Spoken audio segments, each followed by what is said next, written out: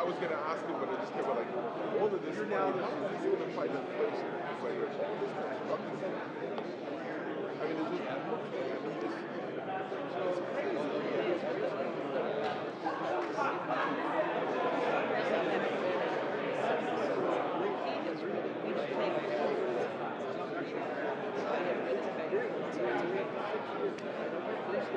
states are doing incredible. Do you need anything? Sorry to interrupt. Anyway, good seeing you.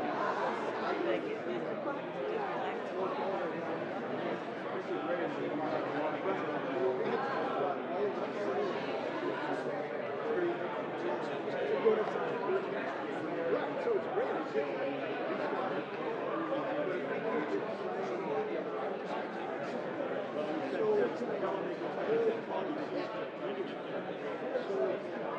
Right now, we got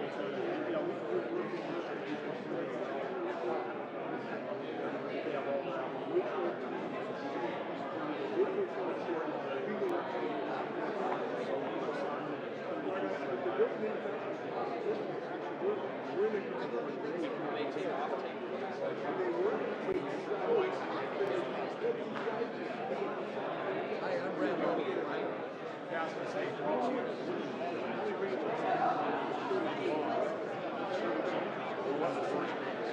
kind of, since we don't have any airport, you kind of have to go too high. You don't fly over a lot. Our airports, you see out of Salt Lake, Denver, all the others, and we've got a big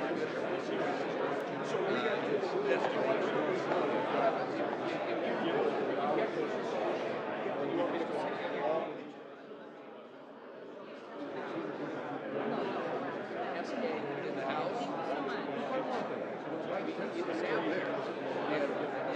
He's still there. Yeah, he's still there. He's chairman. Yeah, he's a partner. Oh, well, yes. All the interior.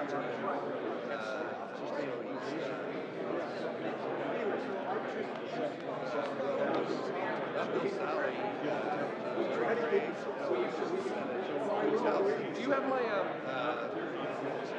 I just want to make sure that I've got, yeah, Walt was the investor. Walt was the last Democrat, and he got beat by, Walt was actually an executive with the timber company, which, in fact, his president is who I appointed as head.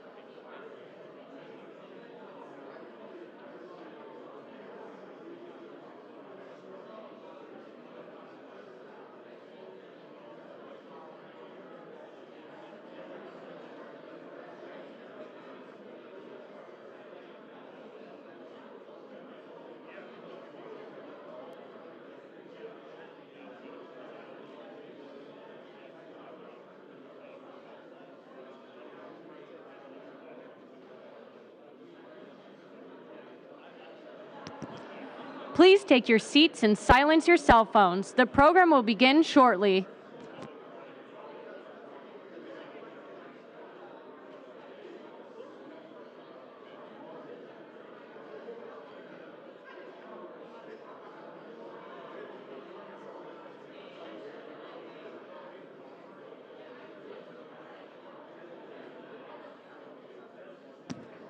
Please take your seats and silence your cell phones. The program will begin shortly.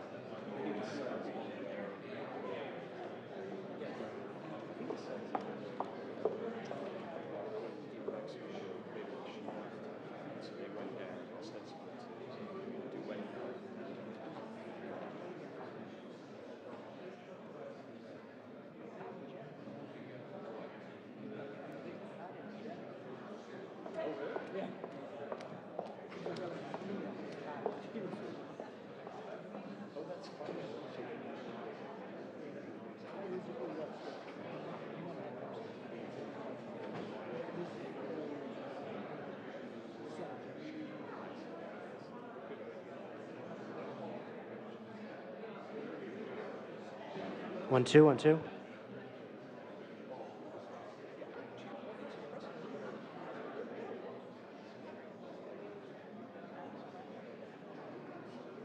Distinguished guests, the President of the United States, accompanied by the Vice President of the United States.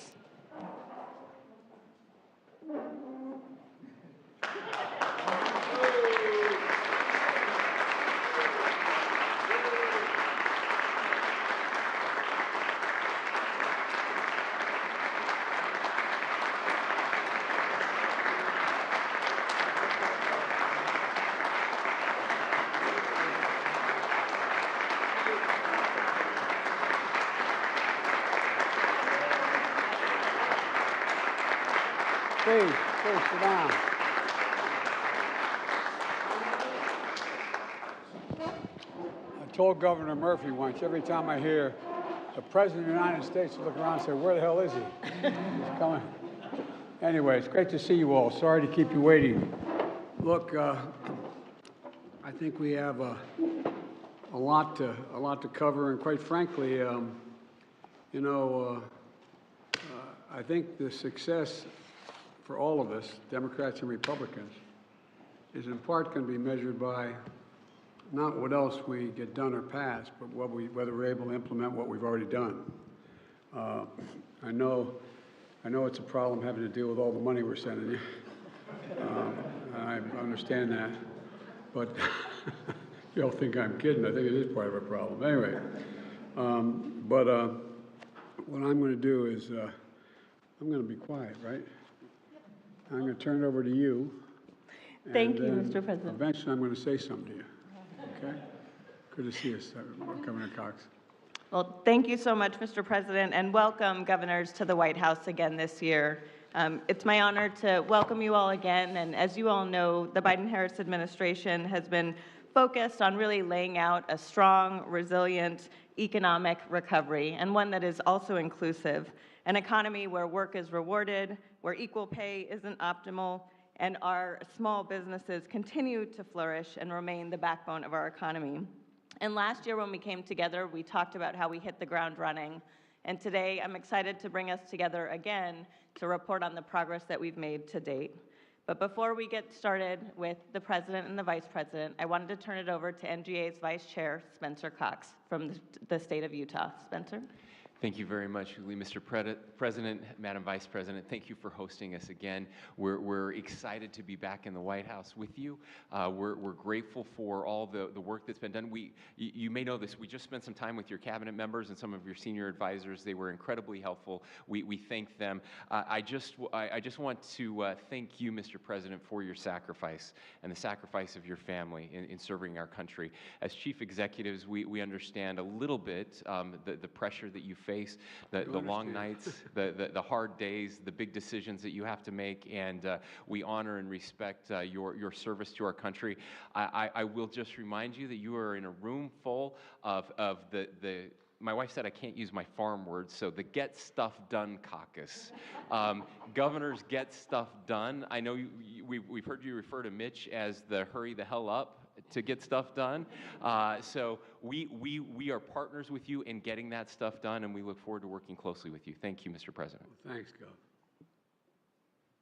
And now we'll hear from our Vice President. Madam Vice President?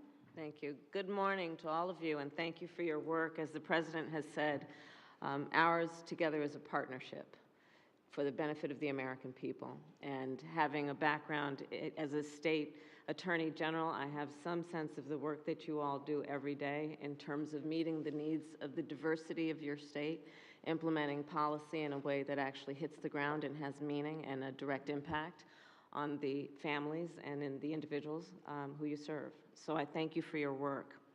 As you all know, the accomplishments that President Biden mentioned in his State of the Union were possible because of your partnership. From the very first days of our administration, during the height of the pandemic, I recall the many meetings by Zoom that we had with so many of you who are here, where you gave us a very accurate sense of what you needed and what the people of your state needed. Definitely the priorities at the moment were formed by the immediacy of the pandemic, but you also talked with us about longstanding issues that your state has faced when it comes to, for example, roads and bridges, when it comes to the need to have access to high-speed internet, when you knew that the economic fabric of your state relied on your small businesses and what they needed, not only in terms of immediate relief during the pandemic, but what they need to not only survive and thrive as we move forward, in particular with the policies that our administration has emphasized when it comes to, for example, a clean energy economy, and what we can do to grow our economy by thinking innovatively about what the future will require us to do today. So I want to thank you all for that. We delivered on many of these needs by making transformative investments that President Biden will highlight, and it includes our work to implement the largest investment in climate in our nation's history. We calculate that in addition to $370 billion that was part of the Inflation Reduction Act, overall we're probably looking at about $1 trillion that will hit the streets of America to address this pressing issue. And again, it will be your leadership that allows us to invest in families, in workers, collaborate with the private sector, and do the work that is not only about meeting the direct needs when it comes to the climate crisis and extreme weather conditions, but what we uniquely can do as the United States of America to be a model for the world around how we invest in our people and invest in our future. None of this work can happen were it not for you being there in the state houses, seeing this through. And we're very proud of this because we do think of this moment as being transformative. We do think of this moment as being a moment in the history of our nation where it is not about incrementalism. It is truly about jumping to a new plateau. And again, it will require your leadership every day to make our policies and our vision real. So I thank you for that. In the past year, I've met with 35 governors. Just this year, I've been to 9 states in 5 weeks, and I've had the opportunity to do what I intend to continue to do, which is to lift up your leadership. I underscored recently, for example, in North Carolina with Governor Cooper, the work that we are doing to support CDFIs, community banks, which support small businesses, both in their creation but also in their growth. Governor Josh Shapiro and I were together with the President in Pennsylvania to talk about what we need to do to implement our policy of, in the next 9 years now, removing all lead pipes and service lines in our nation, which has the benefit of not only allowing the work to happen, which means supporting the workers who do that, but also understanding the direct impact to public health and public education, in that, of course, the toxic water coming through those lead pipes has a direct impact on the ability of our children to learn. The work that we have been doing includes the work that was a part of my visit yesterday to Minnesota. Governor Walz, I talked about you. Where are you? I talked about you, mentioning that you were here, but your extraordinary leadership as a governor in passing legislation, working with your legislature in a way that will be a model around how states can actually reduce greenhouse gas emissions, all the while still allowing a transition into a clean energy economy. So this is the work we will continue to do over the course of this year. And in conclusion, I'll say that for so many of us, and certainly for me, I think that the theme of this year should be, for all of us, momentum. And this is not a partisan point. There is so much good and important work that happened over the last 2 years as a very specific moment in time in our country, an era, if you will, not just a political season. And we are now at a point, we're coming through the height of the crisis, but with the good work that has been done to deal with an immediate issue that required long-term thinking, we are now on the verge of building on that in a way that together, through a partnership, will benefit the people of our country for generations. So I thank you each for your work, and to Governor Murphy and Governor Cox, thank you for your leadership of this important organization. Thank you.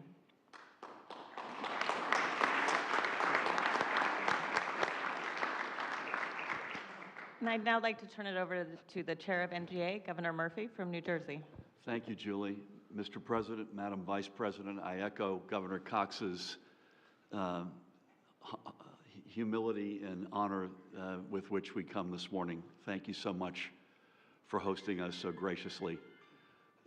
We had a really good discussion prior to your coming in about the many accomplishments that you've achieved, the Biden-Harris administration has achieved over the past couple of years, the Inflation Reduction Act, the bipartisan infrastructure law, the CHIPS law, the last second and third of those that the NGA full-throatedly bipartisan support. And we are in the midst of implementation, as you well know. And it's these are game changers. Mitch and Mr. President, Kathy Hochul and I were together a couple of weeks ago in New York, 70,000 jobs on that one project alone. So these are game-changing investments in our country. We had a good discussion, I might also add, about workforce development. Governor Gianforte is going to lead us tomorrow in a discussion with business leaders about how we can prime the pump and get more workers into that pipeline, but a really good discussion. I thank you as well for your focus on mental health. One of the initiatives that we have is strengthening mental health among our kids, focusing on infant and maternal health as well as a part of that, and deep thanks for your leadership and support in all those endeavors. I'd say lastly, we had an executive committee meeting yesterday. There were about 9 or 10 of us, both parties, and I think there's a certain pride that we have in the National Governors Association that, notwithstanding our political parties or differences, we can consistently come together and disprove the narrative that politics has gotten completely divisive. And I say that on behalf of a room full of both Democratic and Republican chief executives. Again, we're incredibly honored to be here, and thank you for having us.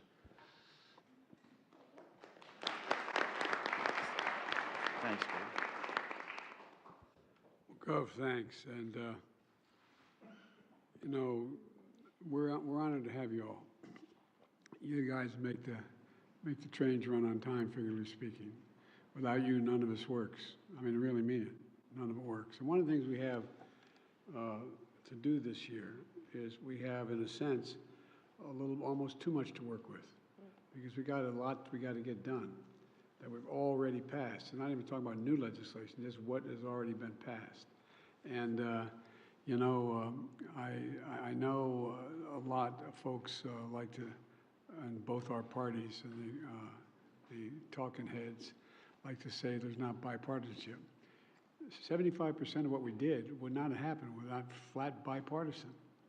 We would not have a $1.2 trillion infrastructure bill. That was a bipartisan initiative, real, and with many of you governors helping us push it over the line. We would not be in a position with the CHIPS Act, which is going to invest over $300 billion in the near term in the United States, making these chips and growing the economy. That was a bipartisan effort. We go down the list. And so I just think that one of the things we have a chance to do this year is disprove that we're just a broken system, that we're divided. We're just based on extremes in both parties, and we can't get anything done. And you know, I was just up in Wisconsin with Governor Evers, going around the country like the vice presidents, meeting with a lot of you all, and trying to figure out how we get done, how we implement what we've finished. For example, I asked a former governor, by the way, if you notice, I hired a lot of governors in my cabinet. Granholm, Vermont Morondo, Vilsack, et cetera, because you know how to get things done. And that's most of what we have to do now. It seems to me that when I came to office, to state the obvious, the pandemic was raging. And it wasn't anybody's particular fault, it was just raging. And, but we acted, we came together. And a lot of governors helped a great deal in terms of getting the acting together. And granted, at the beginning, it was we didn't have unanimity in what to do, but we passed a little thing that was about $1.8 trillion called the Recovery Act, and it pulled an awful lot of people out of real deep trouble. Most of you were in situations, not all were in situations where your revenues were drying up because of the pandemic, things were shutting down, we were having to lay off first responders, teachers, nurses, doctors, et cetera. And we were able to get across the board for Democrats and Republicans an awful lot of immediate help, so you didn't have to shut things down. And you know, and so one of the results is that, and it's not because of me or the Vice President or this administration by any stretch of alone, but we created 12 million jobs. No, that's never happened before in this period of time, in a 2-year period. 12 million real live jobs, the lowest unemployment rate in 50 years. And with your help, we went from 3.5 million people vaccinated to 230 million people vaccinated.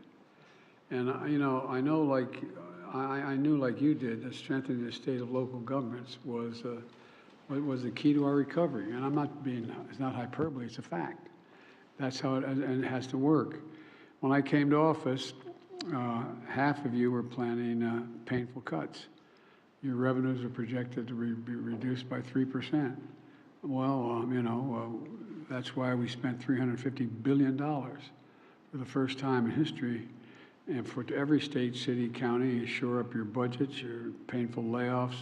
You put a lot of cops back to work, you put a lot of teachers back to work. Go down the list. I won't bore you with the detail because you've forgotten more about it than anybody else knows. And state revenues grew by 16% in this period of time, on average. And we urged you to use the money, and most of you did, that you got from the Recovery Act to make your communities safer, deal with affordable housing, get small businesses back on their feet, train your workforce, and you did. You did it. And we provided $12 billion to address those mental health needs at the front end. There's more to come, but $12 billion. Because when you think about it, folks, and I know we all know it, I don't think we think about it that much, that there are about, for every one of the 1 million people died from COVID, there are, the experts tell me there are 9 close people to them. 9 people were affected by their loss. And so an awful lot of empty chairs at that dining room table being stared at. And it brings back every single time. Who's gone? Your son, your daughter, your husband, your wife, your brother, your sister, whatever.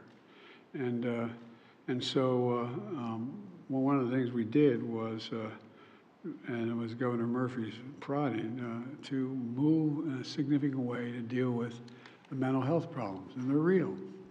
And we knew it wasn't enough, so we took this Bipartisan Safer Communities Act, provided another $10 billion to y'all to prevent violence and treat resulting trauma. You know, a lot of what everyone from police to citizens are going through is no different than post-traumatic stress the military is going through. I mean, it's real. It's consequential. $2 billion of that was for young people in particular to pay for things like school counselors.